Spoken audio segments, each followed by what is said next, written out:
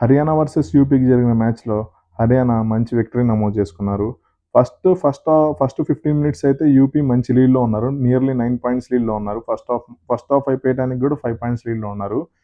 అక్కడి నుంచి వాళ్ళు గివ్ అప్ ఇచ్చేసినట్టు అనిపించింది నాకు. సెకండ్ హాఫ్‌లో అయితే హర్యానా సీలర్స్ అయితే మంచి కమ్‌బ్యాక్ చేశారు. నవీన్ ఎక్స్‌ప్రెస్ గూడా చాలా ఆడాడు. హర్యానా డిఫెన్స్ అయితే రైడర్‌కి ఎటువంటి పాయింట్ మాత్రం పోనీయలేదు. గగన్ గౌడ అయితే ఫస్ట్ హాఫ్‌లో మంచిగా రాణించాడు. సెకండ్ హాఫ్‌లో ఆఫ్ కలర్ అయిపోయాడు తను గూడా. వాళ్ళ సుమిత్ సంగ్వాన్ వాళ్ళ కెప్టెన్ ఒక్కడే ఒంటరి పోరాటం చేశాడు. కానీ ఒక్కడు చాలా కష్టం ఒంటరి పోరాటంతో మ్యాచ్ గెలిపియటం అంటే. వాళ్ళ కవర్స్ అయితే ఫెయిల్ అయ్యాయి సెకండ్ హాఫ్‌లో. అదైతే మెయిన్ డిఫాల్ట్ నిన్న వాళ్ళ కవర్స్ అయితే. వాళ్ళు కొంచెం దాని మీద వర్క్ చేస్తే నెక్స్ట్ మ్యాచ్‌లో గెలవచ్చు. అండ్ గగన్ గౌడకి సెకండ్ రైడర్ నుంచి అసలు ఎటువంటి సపోర్ట్ లేదు నిన్న. అది కూడా బిగ్ బ్లండర్ మిస్టేక్ అయింది వాళ్ళకి.